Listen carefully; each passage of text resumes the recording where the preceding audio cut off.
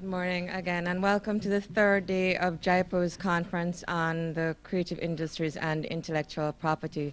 My name is Kellie Magnus. I'm a member of the JIPO board and a children's book publisher, and I'm really happy to be moderating this morning's panel on digital publishing and intellectual property, which is a topic of tremendous importance to us in the publishing industry.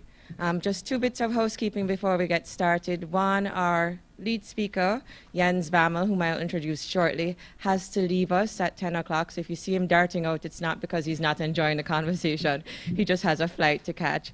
And second, at the end of the session, we're going to be distributing a WIPO survey, and we ask that you fill it out and leave it with a JIPO rep so that we can give feedback to WIPO on the conference. We have three speakers who are going to be leading us in this morning's discussion, and then we really hope to have a good chat with all of you who are here. Our first speaker is Jens Bammel, Secretary General of the International Publishers Association, which is a federation of publishers from more than 60 countries around the world. Jens has been working in publishing for decades, and he now has a passionate interest, I would say, in facilitating local publishing and also in helping countries manage a transition to digital publishing. So we're very happy to have him here. He will be followed by Carol Newman, who's the General Manager of JAMCOPY, which is Jamaica's collective management organization. Carol is also the regional development representative for the Caribbean for the International Federation of Reproductive Rights Organizations, and she will tell us a little bit more about that work. And then we'll hear from Candice Carby, who is the coordinator of e-business development at Carlong Publishers, one of our leading educational publishers here in Jamaica. Each speaker will speak for about 20 to 30 minutes, and then we'll have the rest of the session for Q&A with the audience. So without further ado, Jens.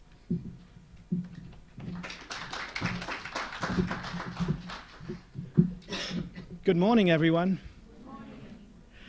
I have the pleasure of talking to you about one of the most exciting topics of the publishing industry, and that is, of course, at the moment, going digital. I'm going to be talking about the changes that going digital means for the publishing industry, for policymakers, and for you as consumers. But let's first agree on a starting point. Just a little factoid. In the year 2000, it was estimated that 87% of the world's information was available offline in analog form. In 2012, that has been reduced to less than 1%.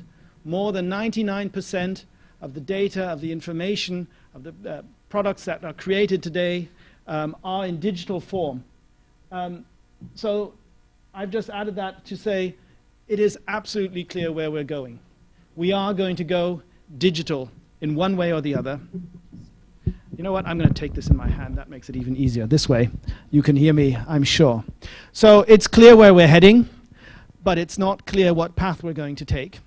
It's also not clear, depending on the sector of the publishing industry that you're talking about, what speed this development is taking.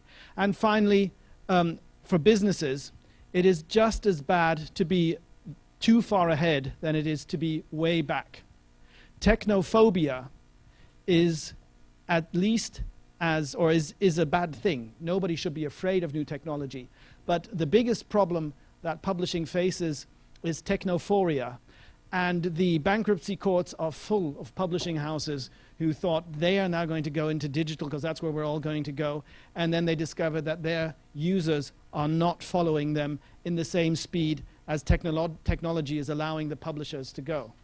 So here are the key messages, and they're both messages for the publishers as well as for the policymakers in this area.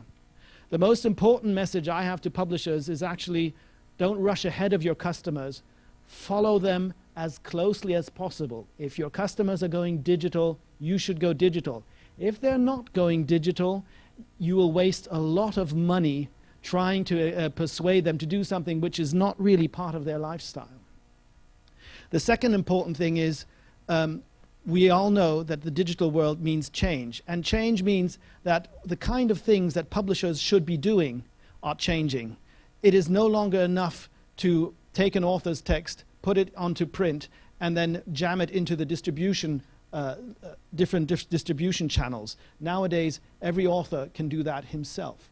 You have to add value, and the value that you're adding is becoming a different one and is moving up the value chain as technology is allowing simple things to be done by computers and by IT services.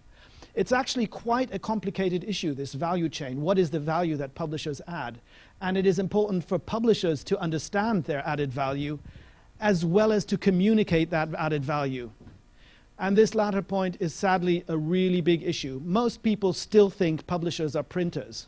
Now that was true until about 1550 or something like that. But since then, the function of the publisher and the function of the printer has separated, and the public and the policymakers haven't noticed. So they do think that publishers are actually an old, traditional, slowly declining industry, whereas actually it is the opposite. Publishers are more needed in the internet environment for different reasons than they are, and for different reasons than they were in the analog world. So understanding and communicating the added value is an important point, and I'll be talking about that as we talk about the digital migration. The technology, of course, changed, and we know all that the business models are changing, but the one thing one shouldn't forget is that the business fundamentals don't. People tell music bands nowadays, oh, you can't make music anymore you can't sell CDs anymore, but you can sell T-shirts and you can go out and you can do performances. That's true, and that is actually true since forever, really. The Rolling Stones have been selling T-shirts since the early 1970s, and they can tell you exactly how much money they've made through T-shirt sales, as opposed to record sales, as opposed to radio income, etc., etc. These business fundamentals don't change, which means you have costs, and if you have costs and you have 1 penny more income than you have costs, you're a happy man. If you have 1 penny less income than costs, you're an unhappy person. And these fundamentals don't change. Finally, there is a great change in the digital environment, and that is the need to collaborate. Professor Hawkins spoke earlier about the hyper competition you have on the internet. That is true. But at the same time, publishers need to work together to create the infrastructure themselves on which to hyper compete. And I'll give you some examples from the different publishing industries as we move along in this speech. So I'm going to speak about 3 main copyright or main publishing industries, because it isn't just one publishing industry. We actually have 3. They are the scholarly communication publishers, they are the educational publishers, and they are the trade publishers, what you would call consumer publishers. Each of them follow completely different business models. Each of them have a different speed at which the digital transition is happening, and each of them have different challenges that they face. Let's start straight away with scholarly publishing. They are basically digital. Elsevier, the biggest company, Elsevier Science, now has about 93% of its income coming from sales of digital content. It's mainly online subscriptions to their scientific journals, but now the books are becoming digital as well. Humanities are lagging a bit behind. They still like their books, they still like their monographs, they like the smell of cellulose, but they're coming there as well. It is almost complete.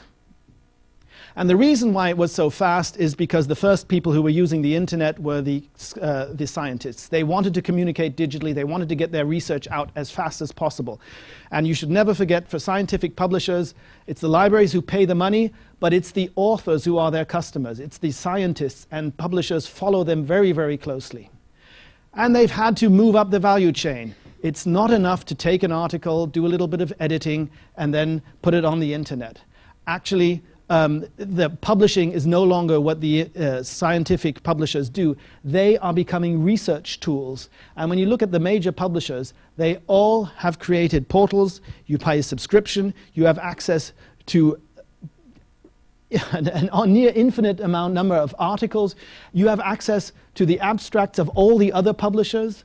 And And ultimately, it's about helping these researchers, when they read an article, to be able to link through to other articles, to find out if their articles, how often they've been quoted by whom, to analyze the research output of their universities, etc., etc.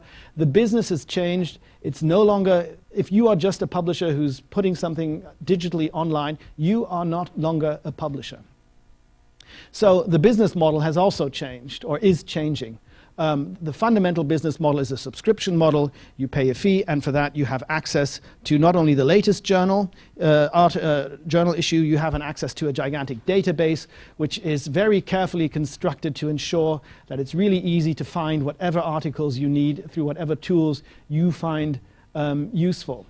Now, all of you know about open access, and open access is also a big movement in the scientific scholarly communication world. Why? Because the authors, who are the real true clients, don't care about subscription. They want their work to be available freely to all.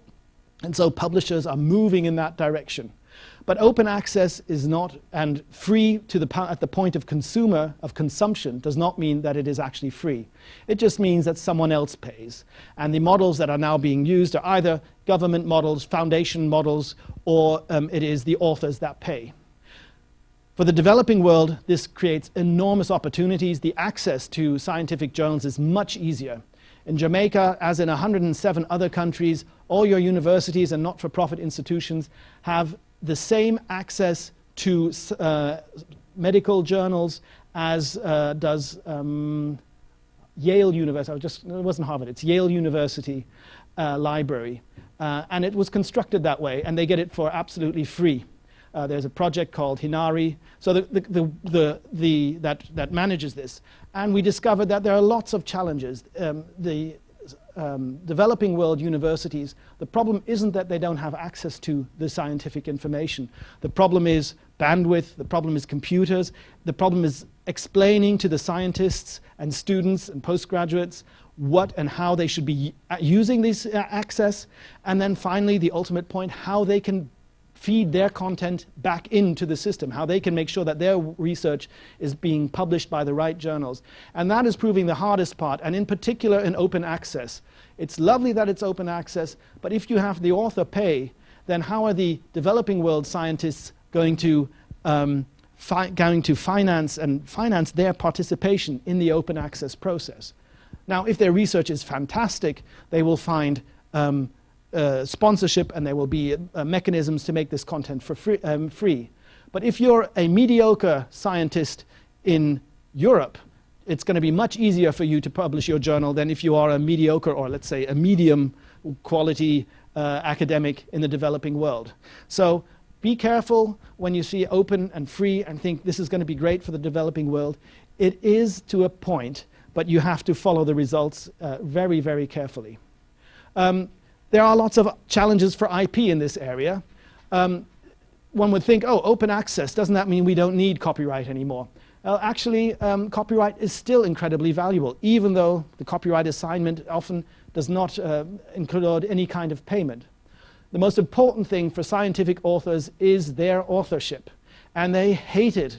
And they feel deeply morally offended when their works are plagiarized, when other people attribute their findings to themselves. So copyright and the authorship, the moral rights, are incredibly important.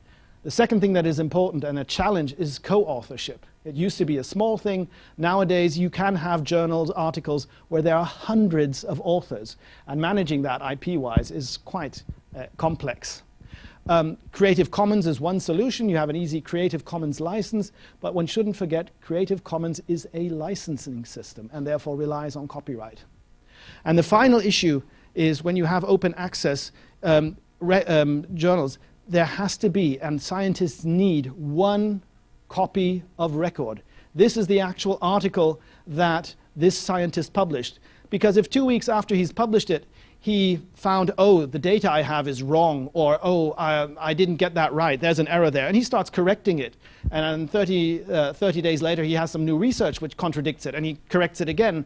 At some point, people ask, well, what's the record? What did you actually publish? How do I know what I can respond to? You can't just take an article and continue to change it at will. You need a copy of record, an important thing that publishers continue to add. Collaboration has been, again, very important, and this in an area which is the second fiercest industry or publishing industry I know. The fiercest and most competitive and most cutthroat industry is actually the religious publishers. They really are tough. But STM comes close behind, and they had to collaborate. Why? Because the articles that they publish in their different journals have to speak to each other. You can't have an article and just quote Elsevier journal articles. You have to quote everybody else. And so they had to create identifiers that allowed journal articles to travel and to, when you click on the identifier, to move even to the journal article of a competitor so that people could see how the different research items fit together. There's a lot of open access projects in the developing world. It's a great model if you find get the business fundamentals right and you find the right person to pay for it in the long term in a sustainable way. The debate about open access, however, is huge. It's raging everywhere. And again, the biggest problem here is communicating the added value. People say, oh, particularly libraries, why are they taking so much money? Why they're getting the same article, putting it for free on, getting it for free. What are they actually adding? And explaining that to libraries often takes the libraries to try it themselves and to discover how difficult it actually is to be a good publisher. I'm going to leave educational publishing and I'm going to move on to my favorite topic, educational publishing. It is the largest publishing industry sector by far, and in particular in the developing world. If you don't have a local educational publishing industry, you don't have a publishing industry. In the industrialized countries, publishing houses in education are typically very large. They're our most wealthy publishers, and they have enormous numbers of staff doing enormous number of different things. And again, people think educational publishers are printers who just take a teacher and that teacher writes a book and then that book is printed. But the processes in a good educational publishing house are highly complex. There's lots of experience that is required, lots of different skills to actually make a good textbook. And because they're all quite skilled and because they've got a lot of money, all the major international publishing houses have digital products. Nobody is just sitting there and doing nothing. They all have ebooks, they all have learning software, they all have virtual learning environments, apps, MOOCs. They're participating in them as well. Pearson, the biggest educational publisher, no longer calls himself an educational publisher.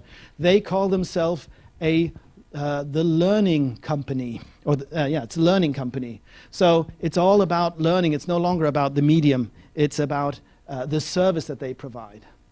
So, going digital in education is particularly difficult because you have 4 very different customers and they have very different needs, but only one of them pays.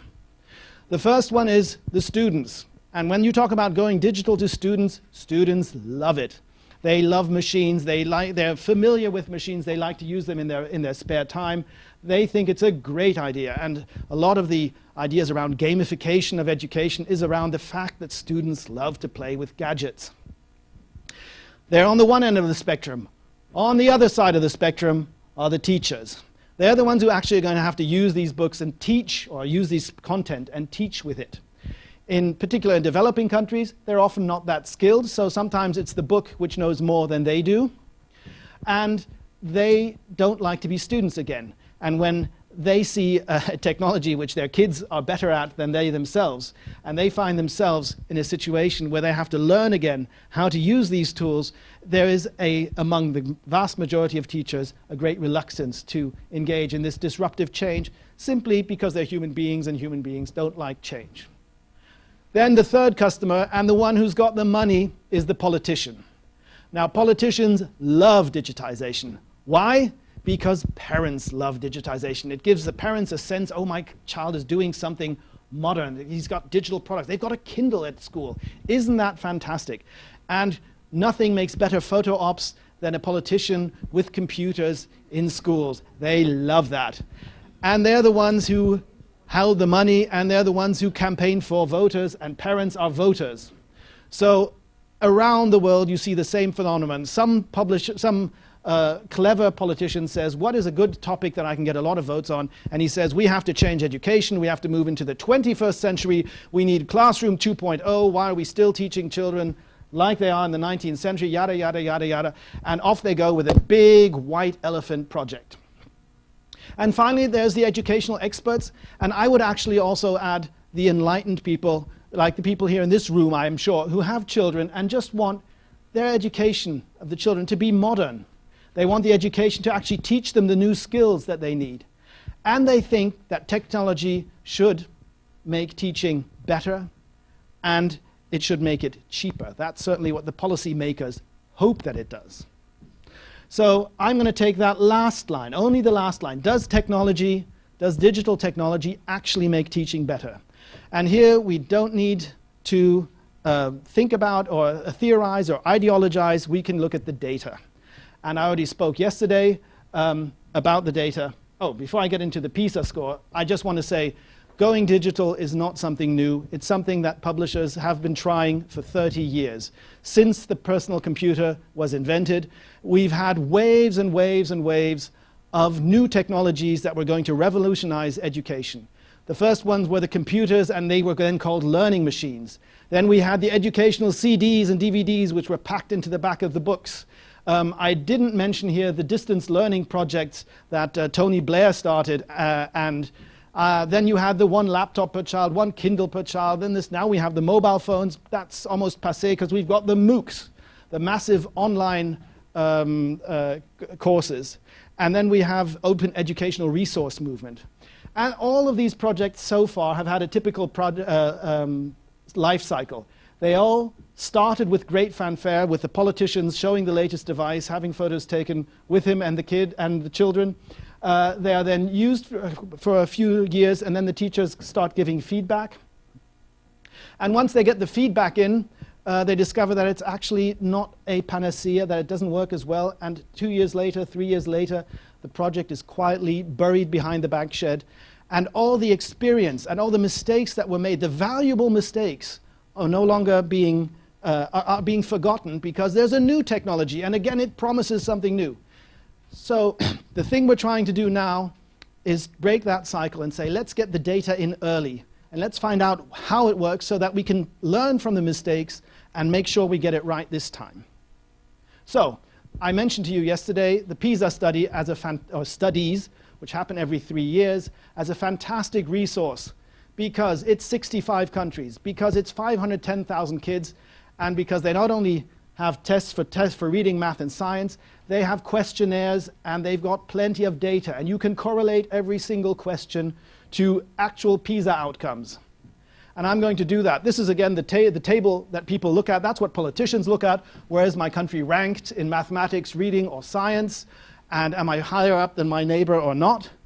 But the really interesting stuff is finding out what the data says on what policies to pursue to make education better. I've talked about it before. Roughly average score in 2012 is just under 500 PISA points.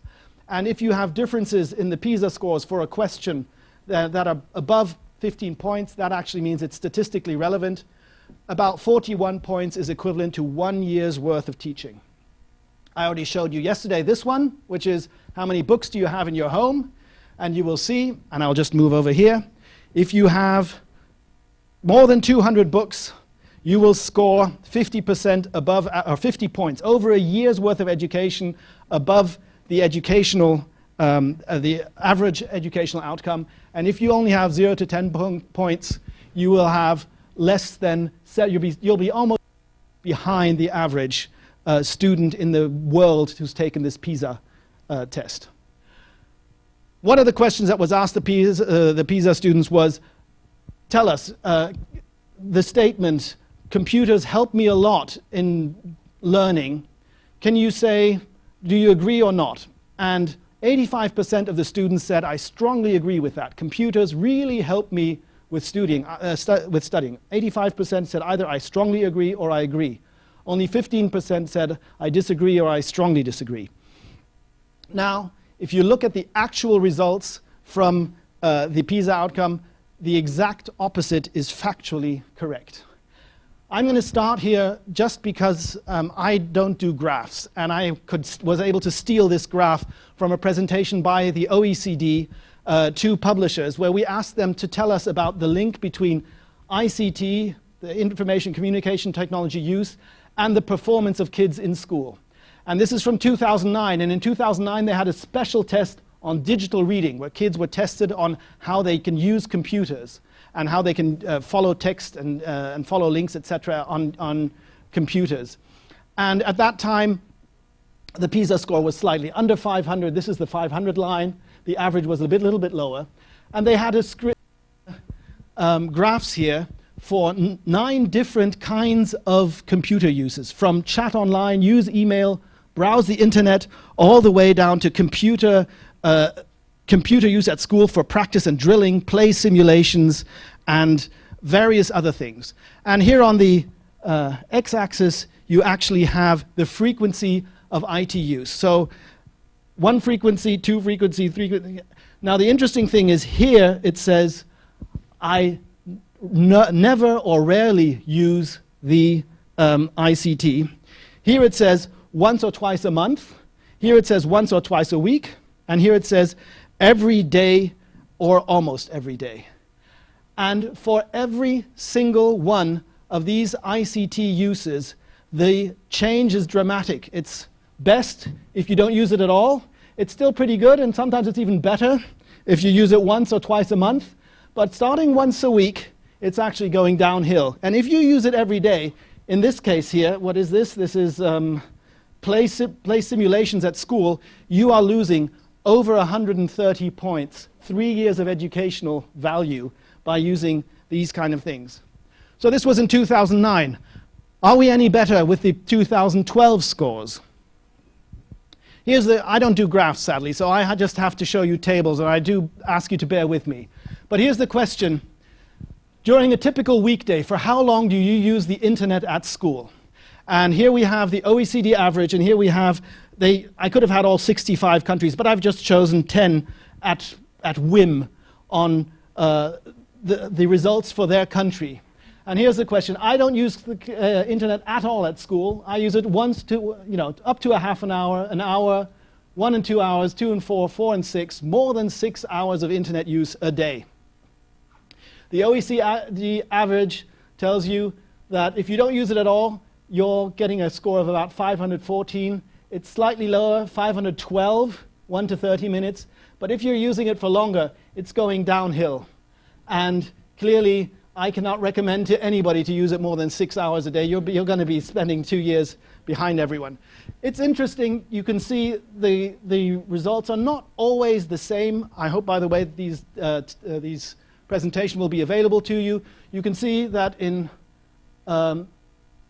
Austria, you see that half an hour actually doesn't do you any harm. You've got 2 points extra. That's within the error range of about 10 points. But after that, it's going down. So the picture is almost symmetrical here. In Mexico, same, 2 points up. But everywhere else, it's going downhill. How often do you use computers for practicing and drilling, such as for foreign language learning or mathematics? Now, this is the one place where I would have expected computers to make a huge difference. Rote learning. I can, customize this. I can do it as often as I want and just adapt it to everybody individually. And it's being used in many countries. In Japan, in Germany, in Australia, in Shanghai. It's being used in countries of very different levels of development and of sophistication. Finland is there as well. And if you never use, let's take it, OECD average, never or hardly. Once or twice a month, not a bad decline. Once or twice a week, that's about a trimester that you're losing. You're down for a year if you use it almost every day. And if you use it every day, you've got problems. Again, the picture is slightly more measured if you look at it in different countries. Once or twice a month clearly is good in Australia, in Chile, in Finland, not in Germany, definitely not in Japan. So you can see it slightly varies, but the general picture is clear. If you use computers too often at school, you're actually harming the students. And upon reflection, that's quite obvious, because actually what you're taking away if you're using computers at school is teacher time. And the most important thing and the most important factor of education is still the teacher. And if the technology gets in the way of the relationship between the teacher and the student, you're actually harming them. Here, I thought, well, how about using computers at home? Does that make a difference? And so they did have a question, are any of these devices available for you at home? And I just picked up the 2 lines about desktop computers and laptops. And you can see that those kids who said, yes, I have a computer at home, or I have a laptop at home, they were okay. And those who said no, they actually scored a little bit worse. However, if you see those who said yes, but I don't use it, they actually are in the same ballpark as those people who use the computer at home for homework and do use it. That actually shows that this question, whether you have a computer at home, actually is more an indicator of how wealthy the family is or what the income is there than about how much computers used are useful. Developing world countries have a particular issue with going into IT. Not only because it is even so much more expensive, this resource, if you want to go have these big IT projects. One of the problems is the skill level of teachers. A teacher who can use a laptop and teach with a laptop in such a way that the children benefit from it, he's not going to be a teacher for very long, because he actually will be able to be qualified to have other jobs that are much better paying. I'm sure that's the same in Jamaica. I'm sure if you had teachers that were that good, they would be going elsewhere. A pupil with a laptop running down the street is not just a pupil, but a potential victim, because he's got a laptop or a Kindle in the back of his rucksack. And again, experience has shown in these projects that when they have these machines, they're not being used as much because they're either being kept in the schools or they're being kept at home. And so actually, it's quite hard to then make use of them. And the ultimate question is the cost. When the government of India was asked to join the one laptop per child project, they went to their teachers and they asked them, if I gave you $100 per child, what would you do with that money to improve the educational outcome? And as you can imagine, not one of the teachers said, oh, I would buy these kids a laptop and they would then be internet connected and open to the world, etc., etc. They would say things like, actually, they have to be fed in the morning so they don't arrive hungry. We need latrines, hygiene, basic hygiene is actually very conducive to learning. So we shouldn't forget that there's some low-tech things which can be very much more effective in helping these things. So what does all this mean? One thing that it doesn't mean is that I'm a Luddite. I'm not against technology. I have an 11-year-old son myself, whose birthday is, by the way, today. And so I care about these things very deeply. But this is a new area, and we should tread carefully, and we should follow the data and tell us what the data, and listen to what the data says. The data says that actually paper books are much better than you thought. They're effective, they are functional, and they do a lot of things at least as good as IT does. You actually, when you devise a solution, have to define the problem first. What's the problem you're trying to solve?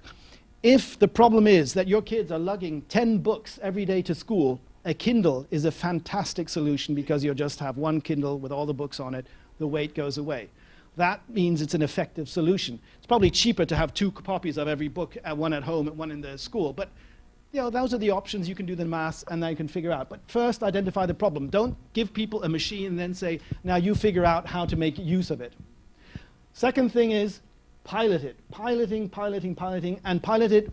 Figure out what you're trying to achieve, and then measure it and figure out how it works. The most important message, however, is this one. Take the teachers with you. They're the ones who are standing in the class. They're the ones who use technology. They know what they need, and they can also tell you about where they stand. And while we're having these big waves of politicians with their big white elephant projects, you do see underlying a gradual introduction of technology into the classroom, because the teachers find it useful, because they use specific tools to send homework, to communicate with the parents and the teachers, to make it more transparent, their grading system, etc., etc. There's fantastic things that can be done, and find out what they are And by the way, that's a message that goes to the publishers as well as to the politicians. But the politicians will discover that the publishers have been talking to the teachers all along. And when you speak to a publisher, a good publisher, you're actually speaking to somebody who's had conversations with hundreds and hundreds of teachers in the last few months and knows exactly what they need. Ultimately, it's about the perfect mix.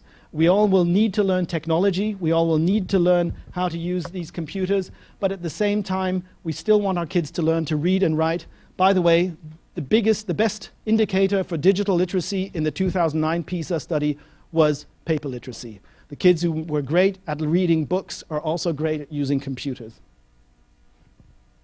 The biggest challenge at the moment for educational publishing is the open educational resources movement. The idea that either teachers or a government can pay for a digital resource and you then put that online and then it's freely accessible, everybody can copy it, and isn't that wonderful? That way we can solve all the problems of those expensive school books and all the kids have them, etc., etc. In abstract terms, that is a form of destroying or replacing a marketplace for educational content with a new mechanism which is government or imposed ultimately, which means if you don't break a market, you own it. So the government then, once it doesn't pay publishers for creating content, it has to find ways of creating content. Now, experience from around the world has shown that teachers are not good at making content. A good teacher and a good textbook author are two very distinct things. The second thing that we know about this is that governments are terrible, terrible publishers. The world is full of boring books created by committee by people who just didn't want to be blamed for anything daring or new or too innovative. So it's one tedious. If there's one thing that guarantees boredom in the classroom, then it is government educational books. Open educational resources have been with us for a long time. They've been for us in least developed countries because there was no money there for a market, so government had to step in. It's also common in developed countries in very small niche areas. So if you're trying to create a hairdressing textbook and there are only 500 students in the country for that, then there's not going to be a market. You have to do something. Government has to step in. It's better than nothing, only just. But it is a challenge. And it is difficult for those countries which actually think we've got local talent, we've got local publishing industry, we want to have a local curriculum adapted to our needs, and therefore we have to have a local publishing industry. How you get that digital marketing place, how do you create a marketplace in the space of OER is actually quite a challenge. And if you want more than one book, and if you don't want to buy from foreign publishers for the rest of your life, or the rest of your existence, that is, again, something that you have to think about when you think about how to make open educational resources, how to use them in school. The reality is, it's a perfect mix. Every teacher has his favorite things, every teacher has his style, every teacher has a few things that he likes to pad the textbooks with.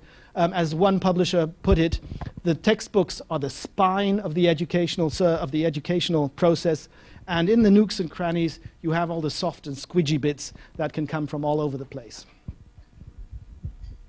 There is, of course, the question, if the open educational resources where your government is going, what is it that publishers can do? How can they change their place in the value chain? Well, you can either become that one publisher who creates that single resource, but then you've got one customer, you've got ultimately that customer, you're going to have to find another way of continuing your business. So this is only a real business model for the big international publishers who can then, sell their content and adapt their content to different countries in different parts of the world. You can follow the freemium route. That's what lots of publishers do. They make some things available online, but as soon as it gets more sophisticated, you actually have to pay for it. A lot of them, like Pearson, are becoming education service providers. Pearson has actually bought a company in Africa that provides private schools families. A very interesting business model. So private schools at $10 a month, $10 US a month, is a new area that people are getting into. You can, of course, be the one who provides this content to the educational service providers, but then you're dependent on them. Or you can become a premium education brand, because if you have OER, the quality, I guarantee you, is going to be so low that the good schools are going to say, we need better stuff. We're going to still buy good quality content. And if your market is big enough, you've got enough private schools, there will be space for a premium education brand. I'm going to have to wrap up, and I'll do that on the trade publishing side, consumer side. We're finally going digital, but in reality, it's only going digital in the English language countries. Everybody else is being quite slow in this area. Well, I should add, China and Japan are, again, special markets. There it's working very well. I sadly have very little data on how it's functioning over there. How much is going digital depends on the genre. 3 genres which are going very well in digital are romance, the little romance novellas that people like to read. They just churn through. They don't actually want to put them in their bookshelf.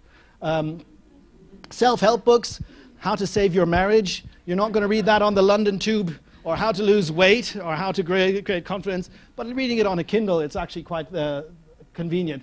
The same thing is with erotica. So next time you see people reading a Kindle and they've got a funny smile on their face, you might know what they're doing. We don't know what the share of digital is going to be in education, in consumer publishing in the long term. Publishing is different from music and from film because people care about the medium. Nobody cares about the DVD or CD, or few people care about the records, the actual physical records. But with books, people like the actual experience. So the question is, where's the balance? As a publisher, I have to tell you, plan for a world in which the 50% of your books, either in digital or paper form, are going to be sold via the internet. And that is a different world than you live in right now. Piracy is a problem. Creating the digital market price is a problem. Self-publishing is not a problem at the moment. It's a great way to market your books to publishers. There are few people that are actually successful, but it is, as a consumer, quite a grind to go through hundreds of books until you find one that's fine. My last slide, you'll be happy to see. Digital is coming. We're actually managing the transition pretty okay. We're doing well, but it matters. Public policy matters. And you have to make sure that in this country that you give your local publishers a chance to develop and create the diversity, quality, and choice that you need and that they need. And with that, I'd like to say thank you. Thank you very much, Jens. I want you all to know that I'm wrapping up Jens not because we weren't enjoying his presentation, but because, as you can see, he's very passionate about this, and I'm concerned he will miss his flight. So because he has to go, I'm just going to take 2 questions from the floor, and then we're going to go on with our other 2 presenters. Annie?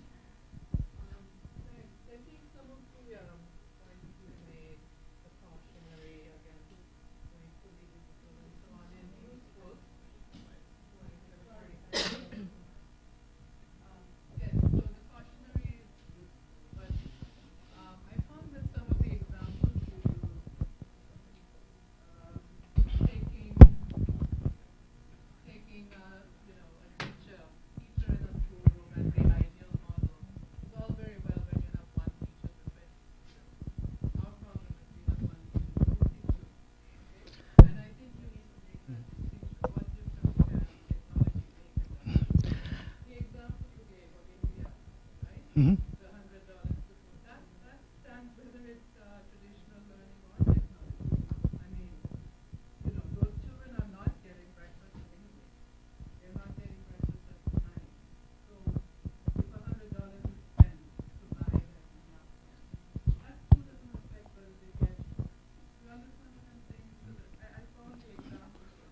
Well, I invite you all, go to the PISA website, go to oecd.org and then find the PISA website.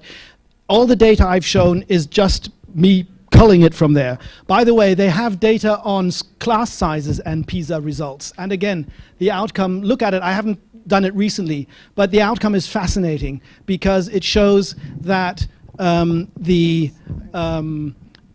classroom size matters a lot less in the middle part, in the middle section than you think. Small classes are very bad, very large classes are very bad, but the middle part is actually quite robust.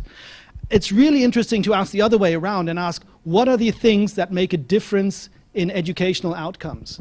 And the two criteria which make the biggest difference in educational outcomes have to do with teachers. The first one is the ability to fire teachers if they're bad. That has a huge impact. And the second one is performance-related pay.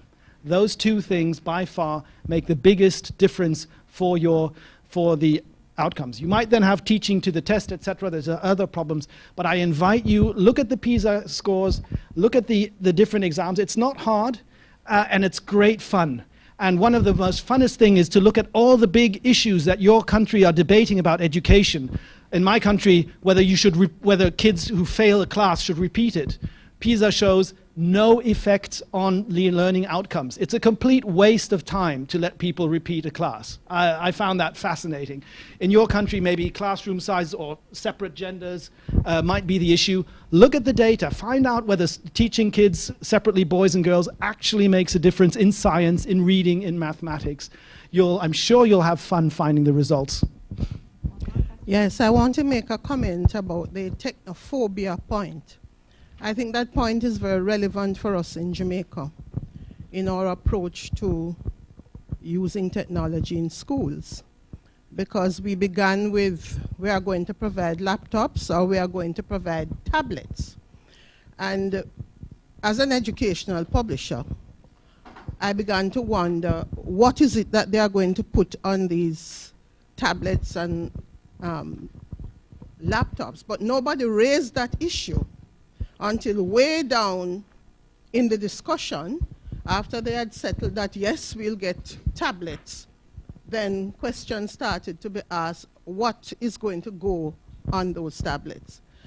And as an educational publisher with an interest in children learning, as far as I'm concerned, where we should start is, what learning objects do we want to accomplish with whatever gadget, or what learning objects do we want to accomplish, and how can a particular medium or gadget assist us in doing that?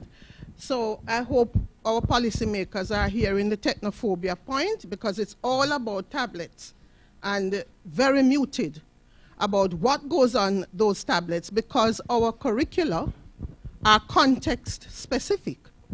So the whole gamut of stuff out there on the internet might not or will not solve the learning objects we have put, our policymakers have put in the curriculum for the children. Thanks for that point. Shirley, just to make a final point, one of the biggest problems in the world on this issue is that we're not learning from other people's mistakes. And the mistake you just described has been made in Catalonia, it has been made in Uruguay, it has been made, or it's currently being made in Turkey.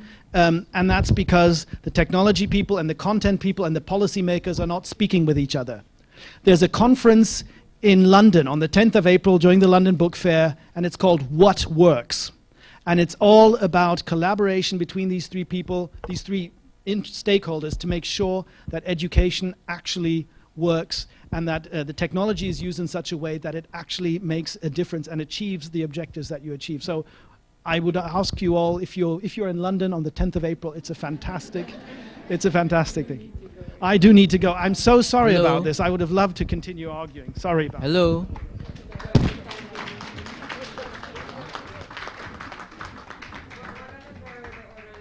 then have Candice, Carby from Carlong Publishers give us the Caribbean context of what Jens has been describing and talk about Carlong's shift to digital publishing.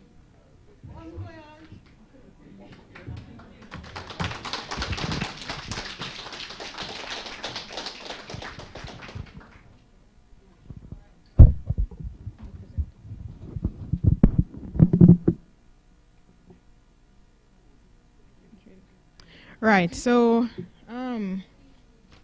as Kelly said, I'll be putting what Jens has said in a Caribbean context, pretty much. So I am from Carlong Publishers, and I'm going to be looking at what we have done, how we have approached it, and the challenges that are unique to not only Carlong Publishers, but generally Caribbean educational publishers. So I'll start with a brief introduction of who Carlong is. We are indigenous educational publishers of textbooks and creative literature for early childhood, primary, and secondary level schools within the Caribbean region. We started out with book publishing in 1990, and we've since moved on to multimedia publishing. So now we also have books with CDs and DVDs, as Jens had described, as the first step into the multimedia world. And we have an online learning resource, the Carlong learning portals, and we also have e-textbooks and other content for mobile devices, and we're looking more and more into that. We're exclusive distributors in Jamaica for Pearson, Longman, Heinemann, and Ginn School print publications. And we are the sister company to Sangster's Bookstores Limited, with a network of 13 retail stores across Jamaica. Our mission statement: Carlong Publishers Caribbean Limited, partners in the education process. We're committed to the development of quality educational and cultural publications for the advancement of the people of the Caribbean region and for the dissemination of Caribbean culture and traditions to the global community. So we're not just here to publish textbooks, we also want to capture Caribbean culture and reflect that in what we publish. So how does all of this tie into copyright? Obviously, we're publishing works of copyrighted works, so copyright is our bread and butter. Yes, as Tessan nicely said, it's bread and butter.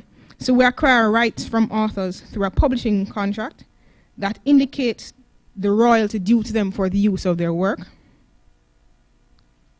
The Jamaican Copyright Act grants us as publishers copyright in the typographical arrangement of the published edition.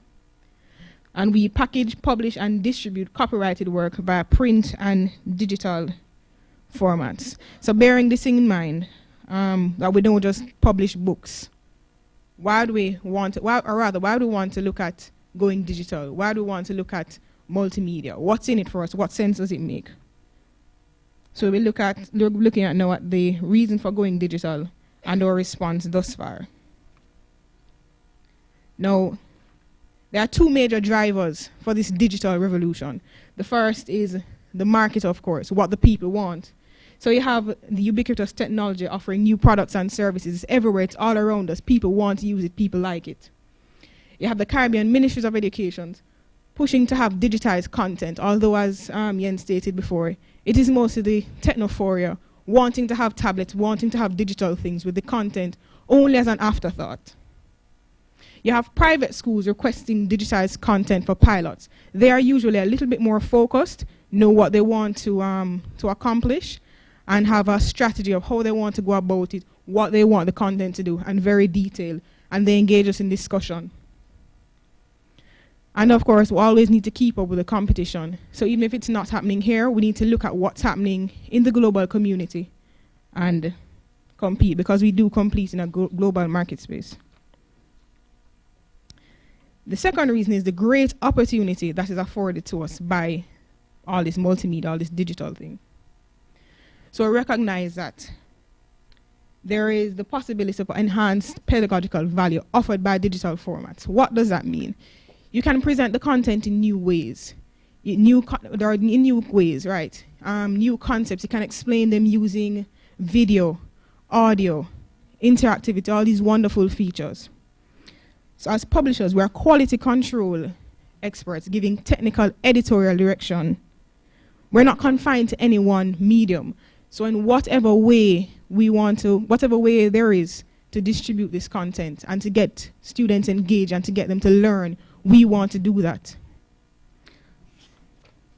So what have we done in response? We've taken a balanced approach. Once again, as Jens stated before, it's a mix of everything. So we still have print books as our foundation. We moved into CDs and DVDs for the books when that was the thing to do, when that was what made sense based on lack of internet in various places, etc., etc. Moved into our Carlong learning portals, an online learning resource for those who can access it. And more moving into content for mobile devices. So we have this diversification of our product mix as a means of risk mitigation for an uncertain market. We don't know where the market is going, but we're following them every step of the way. So this response didn't come overnight, though. We had to and are still finding out, how do we do this thing? What is the way to go, bearing in mind a whole heap of challenges that we face? So we're going to look at how we navigated the waters. What did we do? Well, simply, we thought it through. So think of this as a superficial feasibility analysis. Is this thing even worth further consideration? Looking at our content, is it ready for digital? Do we need to repurpose? If so, are the skills in-house? Will we need to go and outsource? How much is that going to cost? Who is going to manage that process? And for what benefit? Because we could be doing all of this only to have the ministry say, oh no, we've changed our minds.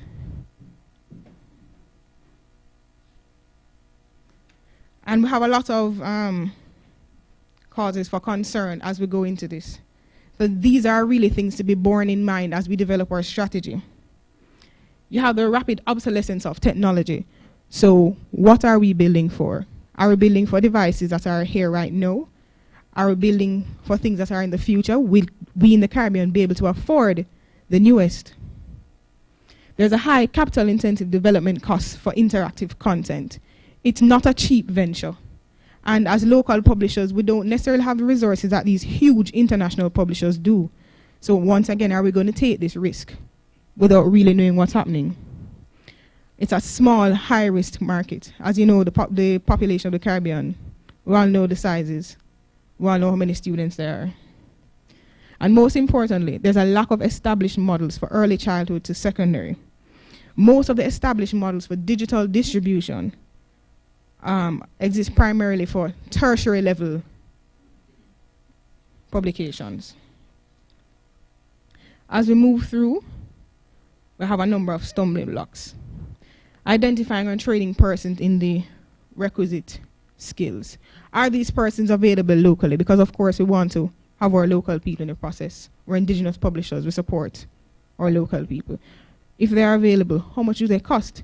Because once again, supply and demand. So a few people out here, very expensive. A load of people abroad, they'll be very cheap. We have to look at the readiness of the infrastructure to access our content. So think about a rural school. Do they even have internet? Do they have computers? Do they have light? For those that are in the very rural areas. And we have to also look at the interoperability for multiple devices. We're not sure that everybody is going to go for the Kindle or the Samsung Galaxy or whatever it is. They might be going for some cheap no name. They might be going Android, they might be going Apple for those who have it. We need to ensure that whatever we're building will work across all devices. And when I go through the IP, the concern with protecting our copyright, I'll show you how infrastructure, even though it might seem like a technical concern, actually is more an IP concern in terms of protecting what we have. So once we go through, I'll come back to that. Major challenge now is protecting our intellectual property. Everybody knows that we think that digital equals free. Once it is digital, it should be free. Because you didn't really do anything, you didn't print anything. It's just there floating in space, so why can't I have access to it? There's an ease of duplication and dissemination of digital content. So we all know how easy it is to copy, well, maybe we don't all know, but it is very easy to copy, say, an MP3 file as a music file. Right-click, copy, and paste it wherever you want it. And you probably don't even stop and think that, hey, this is stealing. So I don't know if it is the intangibility of the product that makes us not feel as if we're stealing, but it persists. It might as well be that because we didn't really steal it originally. So we're not the ones who bought the CD and copied it. Somebody already did that. So it's already stolen. We're just benefiting from it. And another major thing is negotiating royalties and copyright permissions with platform providers. So, like the huge Amazon, the Google Books, they went in, digitized a lot of things that were in the public domain, like the Gutenberg project and so on. They did that, so the books are free, dirt cheap. Consumers love it. Very easy to access. We realize that what consumers really like is the ease of access. So does Amazon. So they charge $1 for the book, they get 80 cents, you get 20 cents. And and these are popular, well-established channels, and you know they work. But what do? How do you pay your authors? How do you cover your own costs? Continuing protecting the IP. If we are digitizing already published things, we have the headache now of renegotiating permissions from persons who have granted us, like for the use of their images and so on. Some of them believe that if it is electronic, it is very likely to be stolen, and they want to charge an exorbitant amount of money. Some will tell you outright, no. At that point, what do? It is like you're creating a new book from scratch. So does it even make sense to digitize this one? We have the balance between protecting content and being too restrictive. And this is probably the biggest challenge that we face. How do I make it so that it is very difficult to steal this, to copy this, but at the same time, you can use it wherever you want it, whenever you want it, which is the benefit of technology. And there is the inadequacy of existing DRM options, which is digital rights management options. So you have an Adobe, which they offer a whole package, a whole server of all these things, pretty much think of it as a big filing cabinet with a lock. But while they have people working on how to protect it, there are a million more people out there working on how to mash it up and how to break in. So it might be well established, it might work in other countries. But for us, where we're always looking for the back door in, it's not going to work out here. And I go back to the stumbling blocks of the readiness of infrastructure and interoperability for multiple devices. Think of this now. The ministry, for example, wants to distribute tablets to schools across Jamaica. Some of these schools, as I said, not only have no internet, they might not even have light. So they are going to need to have the content stored on the device. Content stored on the device is very easy to find it, to duplicate it. The simplest thing for us to do would be to offer it only online, but that defeats the whole purpose, because the majority of schools probably cannot access it. Even if they do have internet, how reliable is it? What's going to happen when the network goes down? How do they charge the tablets if we tell them that they constantly need to be going here to pull on the Wi-Fi to get the content down? These are serious concerns. And if we're trying to develop something that can work across platforms, once again, what format are we going to use? We cannot use something that's not going to work, but something that doesn't work across platforms. But the most secure things are things that don't work across platforms. For example, iBooks for the Apple iBooks works best on Apple. Yes, you can download an app, but run into headaches. If the children lose that copy, they need to have backup. But how many people are going to try and get around the system and say, oh, I've lost it, send it to me again? So these are the concerns that we face in the Caribbean. And these are serious concerns. I don't know I know that for schools abroad, where they have people in place sometimes to centrally manage these things. We might not have that in terms of just somebody in the school to, when something goes wrong, they fix it. So we have to almost make it foolproof. Whatever we're offering, we have to make it foolproof. So if there's no internet, if the tablet mash up, there's some way to get around that. So that's my time. And that's it.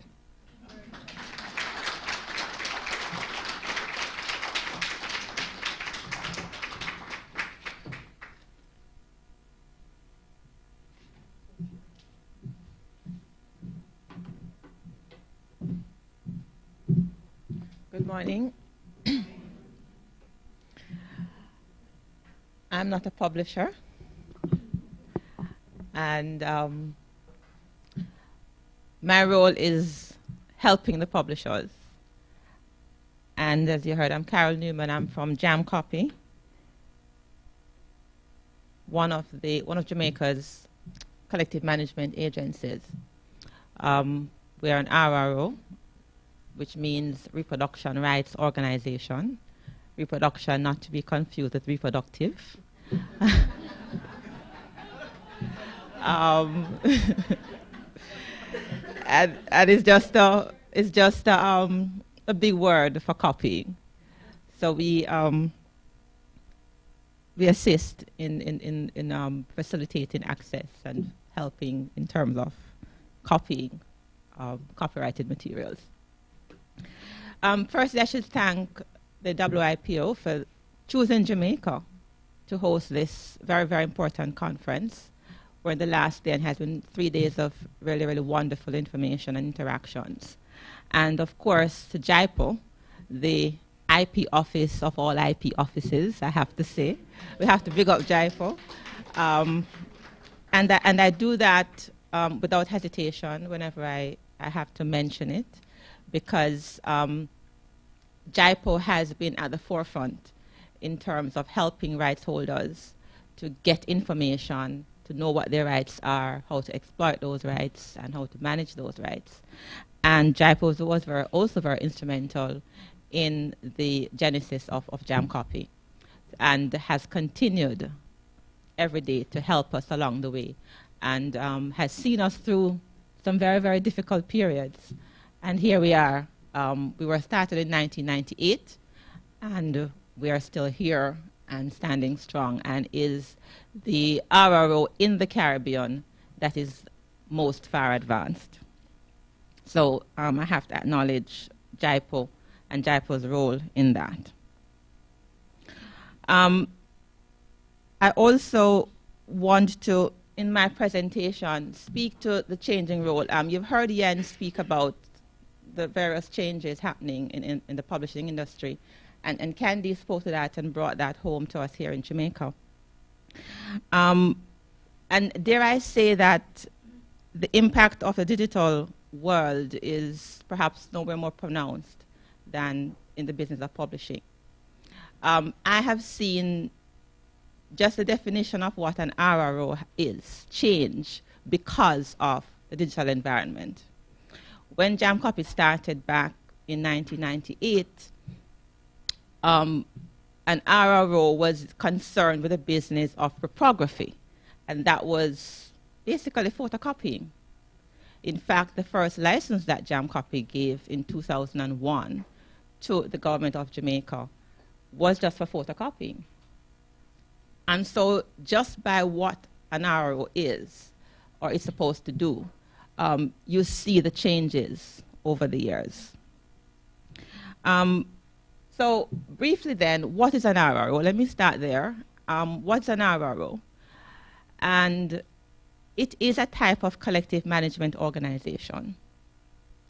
It is really the concept of rights holders coming together to provide a mechanism for users to access their materials easily, speedily, and cost-effectively. And collective management organizations have their genesis in the copyright laws. So there are 3 of us in Jamaica, 2 for music, and you'll hear more about the music ones later on today, and JAMCOPY, which is the CMO that is established for the image and text-based environment. And even in that is a change of what an RRO was described as. We're now seen as an entity that is concerned with facilitating access to image and text-based works. And as I said, our genesis is in we have our genesis in the Copyright Act. The Jamaica Copyright Act of 1993 speaks to licensing bodies, and that is basically what we are. And so we are established as non-profit organizations. We are established by the rights holders. In the case of JAMCOPY as an RRO, we're established by the publishers and the creators of images and text-based works. And the creators really are all persons whose works are embodied in a print publication. So it's not only the writers, but it's the photographers, it's the composers of music, sheet music, the lyricists. It involves persons who are illustrators. So it's anybody whose work is included in that print publication that is part of the community that we serve. And as I mentioned earlier, JAMCOPY was established in 1998. We began operations in 1999, and we have seen the transitions over the years, and that has impacted on the services that we provide to our rights holders, as well as the solutions we provide to the marketplace. And so, as I said, a collective management organization is really mandated by the creators and the publishers of image and text-based works to assist them in providing access to the marketplace to their works. And we facilitate access to these resources, particularly in the image and text environment. We therefore are seen as an intermediary between the rights holders, the producers of the content on one hand, and the users of the content on the other hand. And as the word collective suggests, it is really the rights holders coming together because it is easier for them to do that. Copyright is a personal right, and therefore it is left to the rights holder, the creator of the product, to effectively manage those rights. But some rights are easily managed collectively as a group than managed individually. And so the solution, particularly when you're talking about copying and mass copying, is best served through an RRO. And so we provide these solutions which enable the users to legally, and that's the critical word, legally access a wide repertoire of resources easily, quickly, and cost-effectively. RROs are members of IFRO, the International Federation of Reproduction Rights Organizations, which is based in Brussels. It's a network of over 140 member organizations in over 60 countries on all content. And IFRO has been very active in the Caribbean region. They have provided support to rights holders to assist them in establishing these organizations to help them to better manage their works. In the Caribbean, there are 5 RROs. There's JAMCOPY, which was the first one to be established. And then we assisted the other countries to get started. There's one in Trinidad, the Trinidad and Tobago Reprographic Rights Organization, and you'll see reprographic in the name. That's what was it at the time. And the chairman of TTRO is here, Steve Maxime. Barbados was next to be established, BCOPY, Barbados Copyright Inc., and the chairman is also here. And then there was OECS. Of course, we know copyright is territorial, it's national, but because of our size in the region, we had to look at how do we do this cost effectively and take it into account so that we have economies of scale. And initially we thought perhaps the best route to go is to have one RRO to serve the region.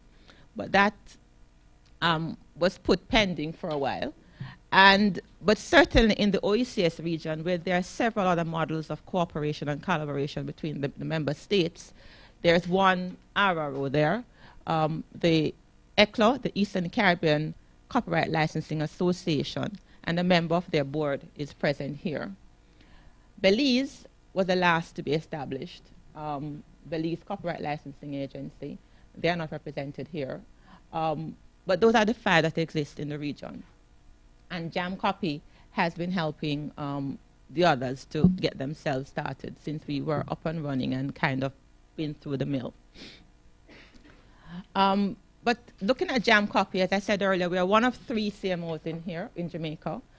We are directly mandated by the rights holders. The rights holders authorize JAMCOPY to act on their behalf to license portions of their works. And the repertoire includes, what we license includes books, magazines, newspapers, journals, and other periodicals. And we currently license the government of Jamaica for the copying that is done in the government, ministries and departments. we license education, and we license copy shops. But in all of this, there are several realities that we have had to face, more so in recent times. And in facing those realities, we become aware of what those challenges are. And you have heard a bit about the electronic devices which are available. Distance learning, particularly in education, the challenges in education. Several of our licenses came about because education institutions realized that they needed to be able to provide access to students who were not necessarily coming into a classroom. And there were copyright considerations, and they needed permission to be able to get the content out to the students. And they wanted to do it legally. And the way to do that was to get a solution from JAMCOPY. There's also the reality that access to information is very important and very critical for us, particularly as a developing country. And the copyright holders are very cognizant of this. So there is that whole business of trying to balance the interests of both sides. And that is something that we have to deal with and face. How do we protect the work of the creators so that, Candice spoke about that, the challenges involved in protecting it but not holding on too tightly so that the persons who you really created for don't have access to it. And then there are the market demands. You want the material, you want it anytime you want it, anywhere you want it, and anyhow you want it, you want it. And therefore we realized that it was not just about photocopying, as I mentioned earlier.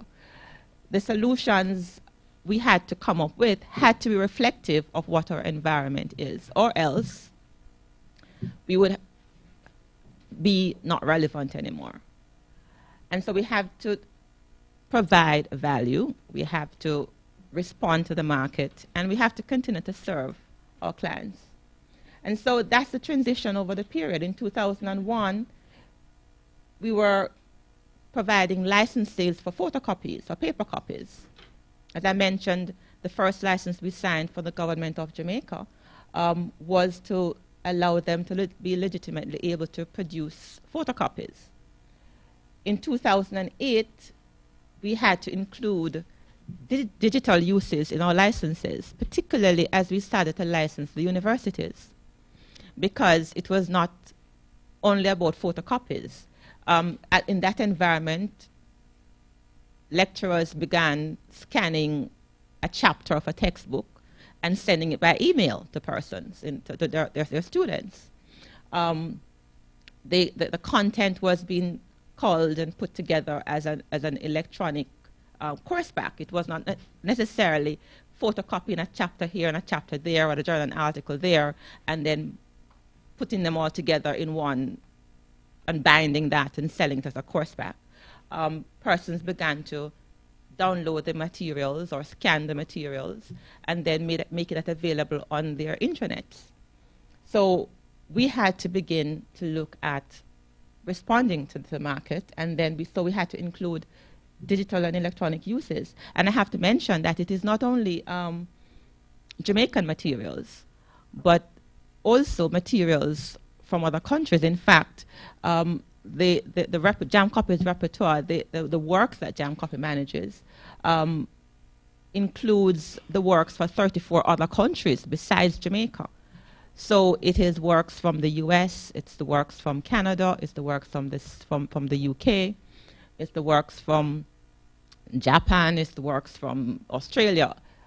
It's English works, it's Spanish works, it's French works. And our universities are using these works, they need access to it, and so we had to adapt. And now, 2014, we are now looking again at, in response to the marketplace, providing licensing, providing access for digital content. Right now, we're looking at, at the urging of the publishers, how do we help them to provide the content that Candice spoke about in the formats that are being demanded? And so we've had to adapt. it's either that we're going to perish, or JAMCOPY will not be what it is or what it was designed to do. So we have had to adapt. We have had to look at our business model. We have had to research, see what's happening in other places, learn from the other RROs who are farther along the way than we are, modify licensing solutions that they have come up with to suit our situation here, and to adopt them so that it is reflective of what our market here needs, but is also cognizant of the requirements of our rights holders. We have, as a result, also had to review and revise the mandating agreements that the rights holders enter into with JAMCOPY, because as I mentioned before, the rights holders actually signed an agreement with JAMCOPY saying, you have our authority, please go ahead and act on our behalf to provide access to our works. And so the mandating agreement that a rights holder would have signed back when JAMCOPY started in 1999 is very different from what it is today. In fact, just in December, we revised again our mandating agreements, and we're in the process now of having our rights holder members sign those new mandates to put us in a position to be able to respond to the marketplace. We have done a series, and is continuing to consult with our publishers to find out what it is that they're doing, how they're doing what we're doing, and therefore what other services we can provide for them so that we can remain relevant in this environment. And all of those consultations, the research, the studies, all of that has led us to the point where we have to create a new business model, because it's not only about paper anymore. Jens said earlier that 50% is going to be in paper very soon. And we have to continue, therefore, to provide a solution for our clients as well as for the users in the marketplace. And so we have had to look at what solutions we can provide in response to the demands of the marketplace. Tablet in schools is a big project right now. We have actually been in discussions with the e-learning Jamaica to try to facilitate, to see how we can assist the process, because that is what we do, facilitate access to information. We've also revised the menu of services that we provide for our publishers and our creators. So it's not only just providing a license, but in a sense we have become the storehouse of information for our creators who want to know what is happening, because they rely on us to help them with this information. Because of our connection with IFRO, as a member of IFRO, we are readily available, and we have that kind of information and data at our fingertips. So we're able to provide cutting-edge information and support to our constituency.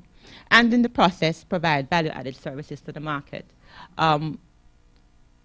In some instances, for example, an institution wants to be able to use materials from a particular country, which we do not have a bilateral agreement which allows us to be able to represent those works here in Jamaica. And so we become the person that they will say, we want to be able to use a text from this particular country which you don't cover. We have to jump into action, because that is what we do, facilitate access. And then making the connection back with why we are here, the Creative Industries Conference. It's one demonstrable instance of how the management of intellectual property and copyright in particular, as we're talking about publishing, feeds back into the creative industries. It is not just about protecting and holding on tightly to what you have, but it's also a means of sustaining the creative industries and the creators earning from their creativity, which was really the purpose of copyright in the first place. The first license we signed was valued at about $50,000 US dollars back in 2001. We now have a total of 26 licenses. But in terms of what goes back into the hands of our local rice holders included, we distributed $13 million in 2011.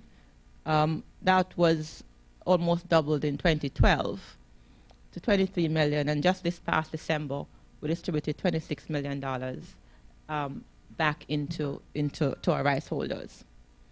And there is the argument about how much goes out of the country, which is a very relevant discussion. But from that $26 million,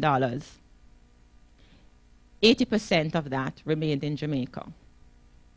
And that is through our association, again, with the international community, with IFRO, because we're able to enter into negotiations with the other RROs from the other countries, which are favorable to us as developing countries, yes. But it allowed us, because of the way IFRO operates and IFRO members operates, there are two tracks of agreements that you can enter into. And most of the agreements that we have allow us to keep the royalties that we collect in Jamaica for our local rice holders. So the argument of most of it going out back and the argument about the persons are resistant to collective management is not really applicable in the book industry. And so JAMCOPY as a CMO is a vital and valuable player in the value chain for the publishing sector. We support indigenous publishing, and we contribute, as do other CMOs, to national and cultural development. And so I found this image of a car, 3 cars, and you need to make a decision. We had to do that. Are we going to careen off the road and go off track?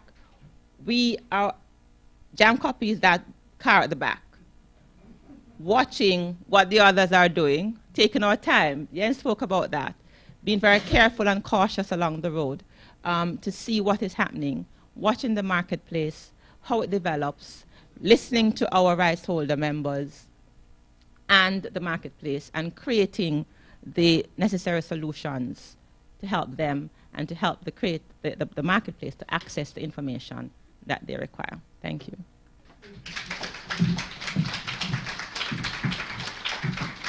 Thank you very much, Carol. I think you'll agree that we've had a very thought-provoking and slightly cautionary morning. Jens did a great service to us in advising us to follow our customers carefully and make sure that as we think about digital initiatives, we're really adding value and communicating that value to our various stakeholders while paying attention to the basic business fundamentals. From Candice, we heard some of the more practical, nitty-gritty concerns about implementing those initiatives in the Jamaican context. And Carol, I think, has given us a good map of the supporting infrastructure that might be necessary for us to develop further as we move forward. We're going to take 10 minutes for questions, and then we'll have a 10-minute coffee break.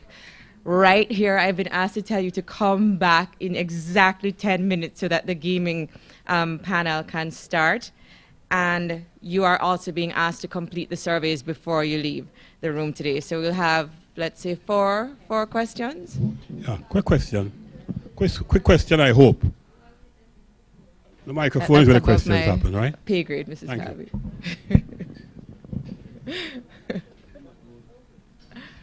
Yes, the question was really being considered in the context of what Ms. Carby said. Ms. Carby said that we're a small country, etc., etc.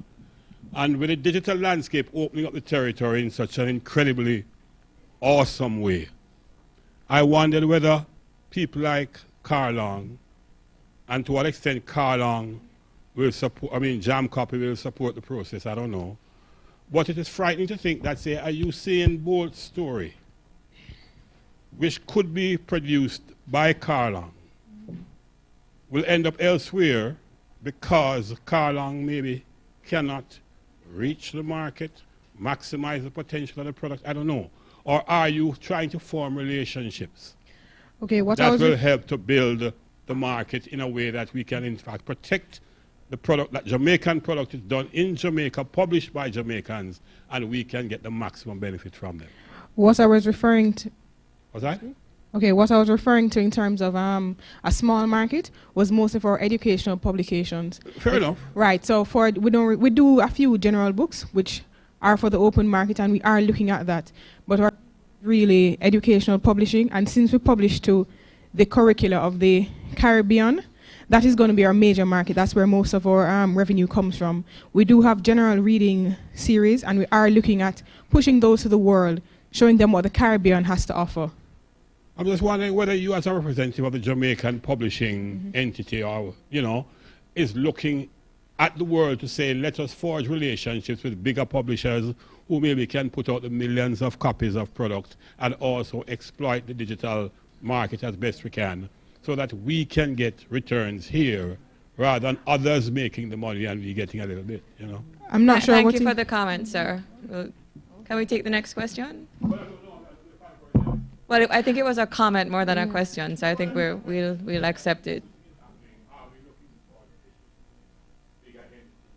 Oh, you mean rather? I don't think you mean forge relationships. I think you mean in terms of accessing trying to get our products in the global market, because we don't necessarily need to forge relationship with other publishers. We are publishers, so what we need to do is now find a way to make our products seen worldwide.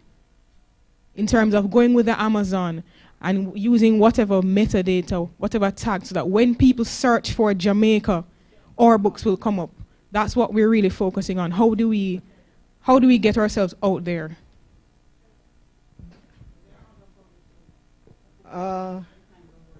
Can we go forward? My comment is relating mostly to JAMCOPY. I wish to congratulate you on having recognized the digital trends and the fact that all of these trends need to be monitored to ensure that we make the most effective decisions. I also want to ask you, in terms of the new agreement, what issues and responsibilities there are for the signing institution. Okay. The original agreements with JAMCOPY basically gave JAMCOPY the right to license copying, paper to paper, basic photocopying. It didn't go very far in allowing us to be able to license persons to scan, for example, going from paper to digital. And it certainly didn't allow us to license born digital works that are, for example, an e-book.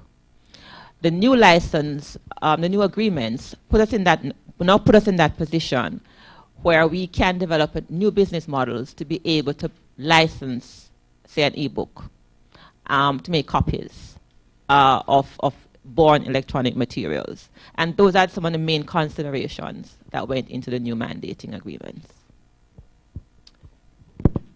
I represent a company called Lyric Find, which is the leading digital rights aggregator of lyrics. And my question, is whether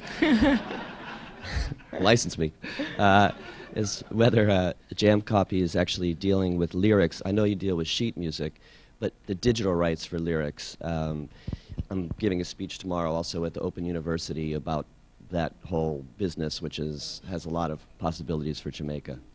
Yes, we do license lyrics. The lyrics, however, must be in print form.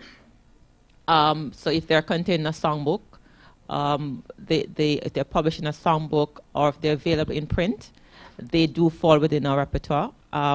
So those are the two forms of music that we license, both lyrics and scores. But not for digital purposes. But not for digital purposes at this moment. But as I mentioned before, the new agreements will allow us to be able to move into that territory as well. And when do the new agreements come into effect? They actually are in effect. Okay. We are now developing the solutions to be able to allow us to respond to the marketplace, to be able to license that. Thank you. Absolutely. Thank you.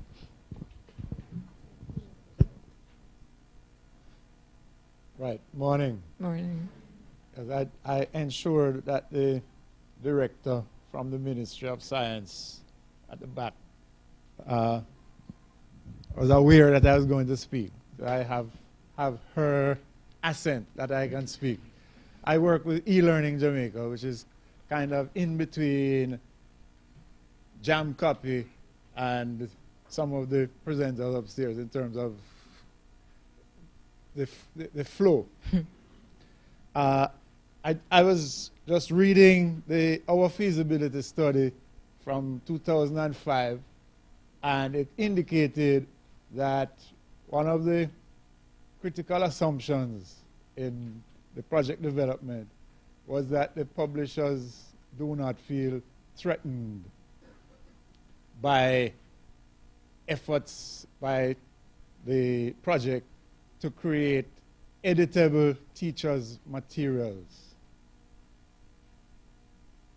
And the importance there was editable materials to fast-track teachers to generate their own plans. I don't know if that is a service that publishers would provide, just by the nature of the resources being reused and essentially wikified, right? But that was a kind of situation that was being sought to be solved as a problem. In addition, moving very fast forward, the University of the West Indies Press, or UWI Press, and I noticed that Mr. Bammel, his name is, right? Right, he is a representative of the International Publishers Association, and I don't know if Oxford University Press is embedded in that organization. University of the West Indies Press, in its marketing of its portfolio of scholarly resources, has made available to e-learning Jamaica by a purchase agreement, or I don't know what the legal term is for when you have perpetual rights over the free distribution of resources. But a number of the scholarly texts that were selected by the Ministry of Education are now accessible on the e-learning website. They are all password protected, but they are in PDF form, which we know is the least line of resistance in coding. The University of the West Indies basically has taken a decision in what it perceives as its business interest to lower the barriers to communication of these vital learning resources for students at all levels.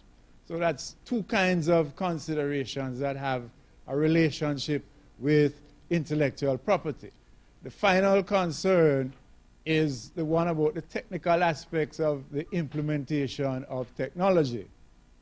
The Universal Services Fund in Jamaica provides both the financing and the broadband infrastructure.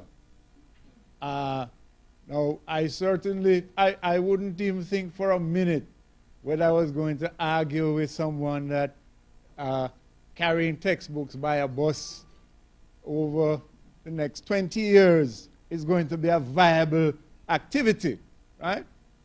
No matter how few or how many toilets there are, right, in the country. At some point in the future, it is not going to be viable, just like how the Gleaner is admitting it and is changing their business model to start to require, because they're now seeing the market building up, require payment for the reading of the Gleaner online, right? They recognize it, so that shift is taking place, and that shift has to be recognized. Now, the Universal Services Fund is going to, in parallel with whoever provides toilets in schools, enable schools, kids in schools, to have access to technology. Now, the 5-inch tablet screen that has become popular with the Kindle, the 5-inch form factor that you're reading from, again, I don't suggest to anybody that they debate whether 5 years' time the kid is going to be any more interested with a blank page without a picture that is on a piece of paper as opposed to a blank page without a picture or no music that is on a tablet. So I'm just advising you in your strategy to don't hark to the past, right? Consider that the medium, the texture of paper and so on, those are going to wither and die. And you will be happy that some point in the future, whether it is 5 years' time or 3 years' time, that if you came from the most remote part of Jamaica, you will actually have broadband access there. Thank you very much for that, Robert. Yeah. I think you pointed to two clear opportunities that publishers can begin to focus on. Unfortunately, we are at the end of our time. I'm going to ask the regional... Oh, I'm sorry. Okay, sorry. Go ahead. Good morning. It's a very brief comment. My name is Steve Maxime. I'm the president of the Trinidad and Tobago Reprographic Rights Organization.